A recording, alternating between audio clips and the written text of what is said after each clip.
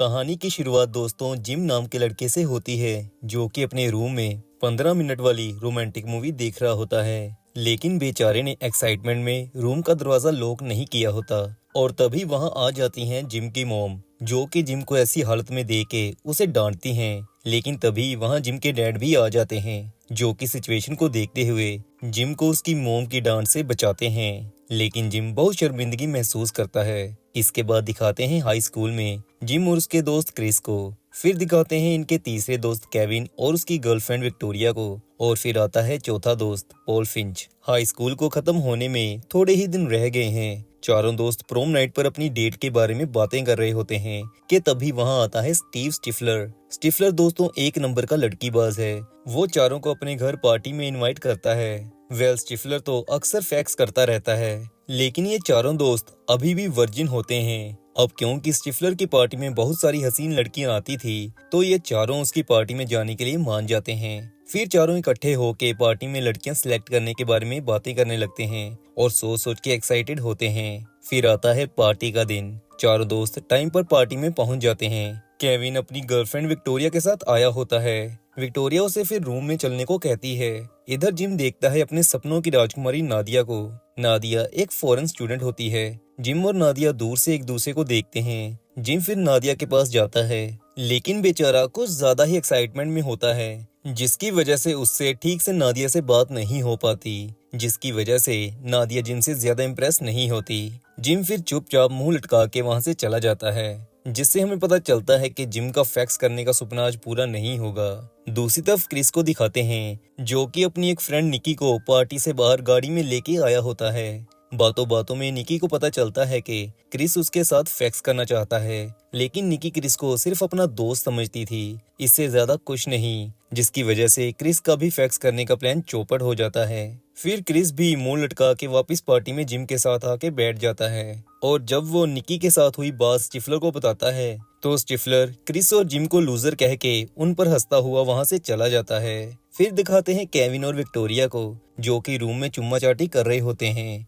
निक Victoria को fax करने के लिए पूछता है, लेकिन विक्टोरिया अभी रेडी नहीं होती, जिसके बाद दोनों बिना फैक्स के रोमांस करते हैं। जिसके बाद केविन अपना सीमन वहां रखे गिलास में डाल देता है। तभी वहां स्टिफलर अपनी माशूका के साथ फैक्स करने आता है और वो निक और विक्टोरिया को जल्दी कमरे से दफा होने को कहता है। फिर स्टिफलर अपनी गर्लफ्रेंड के साथ चुम्मा चाटी करनी शुरू करता है। स्टिफलर सब कुछ जल्दी जल्दी कर रहा होता है। उसकी गर्लफ्रेंड उसे स्लो होने को कहती है, जिस पर स्टिफलर वहां पड़ा सीमन वाला ग्लास पकड़ता है और गर्लफ्रेंड के साथ बात करते करते केविन का सीमन पी जाता है। सीमन पीते ही स्टिफलर समझ जाता है कि ग्लास में पानी नहीं, केविन की क्रीम थी, जिसकी वजह से वो अपनी गर्लफ्रेंड के ऊपर ही उल्टी कर देता है। जिसके बाद जिम और बाकी दोस्तों को पता चल जाता है कि स्टिफलर के साथ क्या हुआ है और वो फिर स्टिफलर का भी मजाक बनाते हैं। इसके बाद केविन जिम को बता रहा होता है कि विक्टोरिया अभी फैक्स करने के लिए तैयार नहीं है, जो कि विक्टोरिया भी सुन लेती है। विक्टोरिया लेकिन नहीं चाहती थी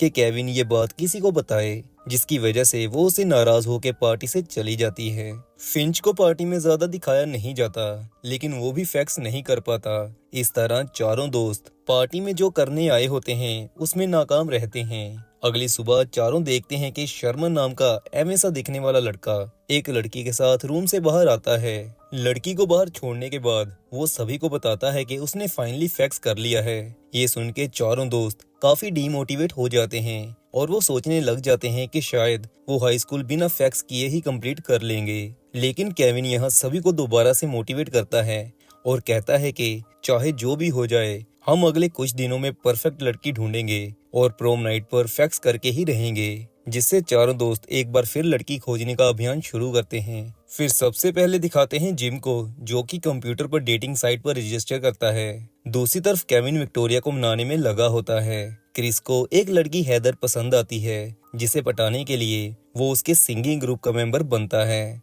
फिर वो हैदर से मुलाकात करता है। हैदर को क्रिस अच्छा लगता है। दूसरी तरफ जिम के पिता उसके लिए बोल्ड मैगजीन्स लाते हैं ताकि जिम को फैक्स के रिलेटेड कुछ समझ लग सके, लेकिन जिम को अपने पिता के साथ ऐसी बातें करने में शर्म आ रही होती है। फिर दिखाते हैं कि केविन अपने भाई को फोन करता है और उसे अपने और विक्टोरिया के बिगड़ रहे रिलेशन के बारे में बताता है। केविन का भाई फिर उसे एक बुक के बारे में बताता है जो कि होती है बुक ऑफ लव। उस बुक में लड़की को कैसे खुश किया जा सकता है सब लिखा हुआ होता है। फिर केविन का भाई उसे बुक कहाँ पड़ी है वो बताता है। फिर केविन वहाँ से बुक ले आता है।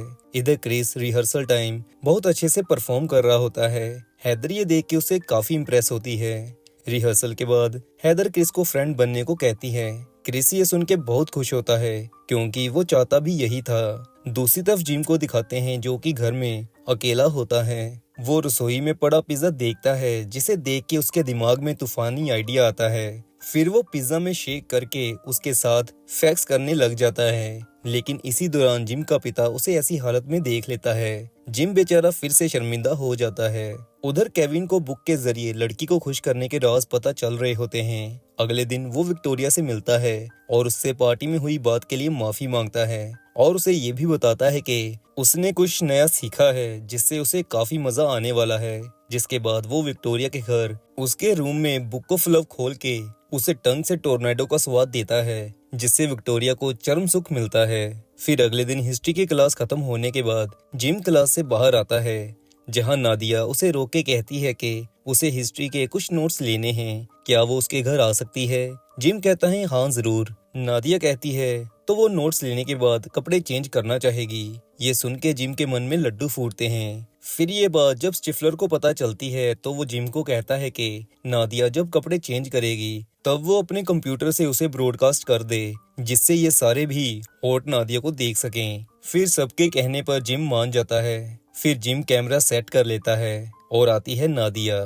फिर जिम नादिया से बहाना बना के घर से भाग के सीधा केविन के घर जाता है जहां फिंच भी आया होता है। फिर तीनों लाइव टेलीकास्ट देखने लग जाते हैं। इधर नादिया जिम के रूम को एक्सप्लोर कर रही होती है।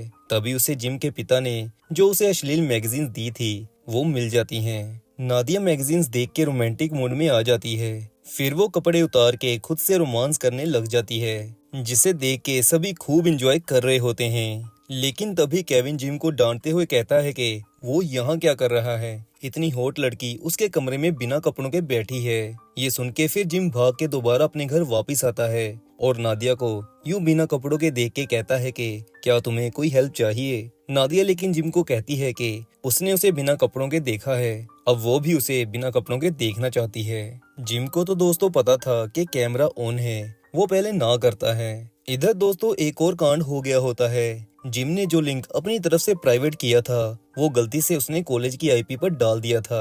अब नादिया और जिम को पूरा कॉलेज देख रहा होता है। इधर फिर नादिया के बार बार कहने पर जिम अपनी शर्ट उतार के कंप्यूटर के कैमरा पर फेंकता है जो कि थोड़े टाइम तो कैमरा पर रहती है लेकिन बाद में शर्ट कैमरा से नीचे गिर जाती है। जिसके बाद सभी देखते हैं कि जिम नादिया के सामने अजीब सा डांस कर रहा है। फिर नादिया जिम को बेड पर आने को कहती है क्योंकि जिम ने कभी सेक्स नहीं किया था। नादिया के हाथ लगाते ही बेचारे की इजैकुएशन हो जाती है।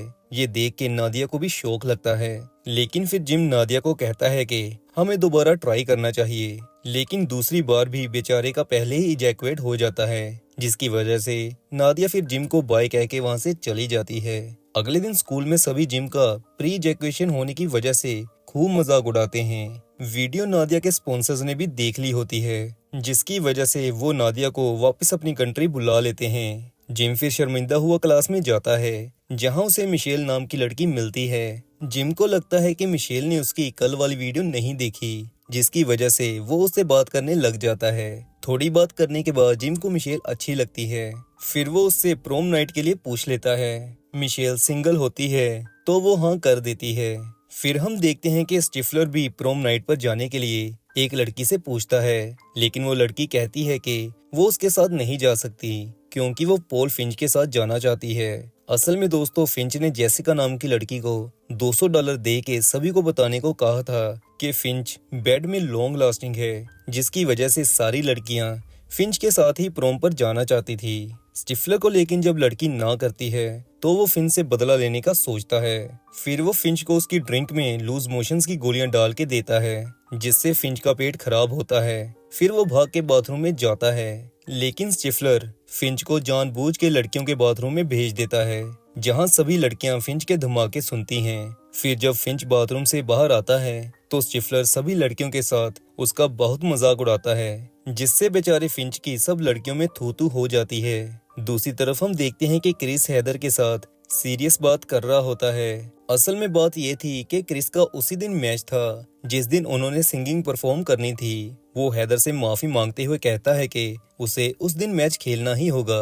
हैदर ये सुन के उदास तो होती है, लेकिन वो क्रिस को ये फील नहीं होने देती। फिर सिंगिंग कंपटीशन वाले दिन हैदर उदास खड़ी होती है। इधर क्रिस का भी गेम में ध्यान नहीं लग रहा होता। फिर वो गेम छोड़ के भाग के हैदर के पास जाता है और उसे कहता है कि मैं तुम्हारे लिए गेम छोड़ के आया हूँ। ये देख के हैदर क्रिस से बहुत इम्प्रेस होती है और वो उसे किस करती है। फिर कंपटीशन के बाद हैदर क्रिस से प्रोम के लिए पूछती है, जिससे क्रिस को भी प्रोम के लिए पार्टनर मिल जाती है। उधर विक्टोरिया केविन को कहती है कि वो फैक्स करने के लिए तैयार है, जिसके बाद सभी प्रोम नाइट के लिए तैयारियां शुरू करते हैं। वहीं हम फिंच को देखते हैं, जिस बेचारे को प्रोम के लिए कोई पार्टनर नहीं मिलती। फिर आता है प्रोम नाइट का दिन। जिम को उसके पिता फैक्स के बारे में कुछ समझाते हैं, लेकिन जिम फिर से अपने पिता के साथ ये बात शेयर करने में शर्माता है।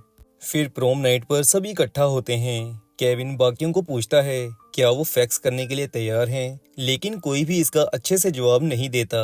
फिर एक लड़की स्टेज पर आके कुछ बोलने लगती है। ये लड़की वही होती है जिसके साथ शर्मन का ये मानना था कि उसने फैक्स किया है। वो लड़की फिर माइक में सभी को बताती है कि ये बात सरासर झूठी है। उस रात शर्मन ने उसके साथ सिर्फ बातें की थी। फिर वो शर्मन की खूब बेइज्जती करती है, जिससे बेचारी शर्मन की सबके सामने ही पतलून गीली हो जाती है। ये सुनने के बाद जिम और बाकी रियलाइज करते हैं कि वो बेवकूफ बन गए थे। शर्मन भी अभी तक उन जैसा ही था। फिर सभी इकट्ठे होते हैं और रियलाइज करते हैं कि पिछले कुछ दिनों में फैक्स के चक्कर में वो कितना चेंज हो गए हैं। फिर प्रोम नाइट खत्म होती है और सभी जाते हैं स्टिफलर के घर, जहां असली पार्टी अभी होनी होती है। स्टिफलर के घर पहुंच के विक्टोरिया केविन को फैक्स करने के लिए रूम में ले जाती है। दूसरी तरफ क्रिस हैदर के साथ बाहर वॉक कर रहा होता है। वो फिर हैदर को सब सच बता देता है कि उसने और उसके दोस्तों ने प्रोम नाइट पर फैक्स करने का एक दूसरे से प्रॉमिस किया था।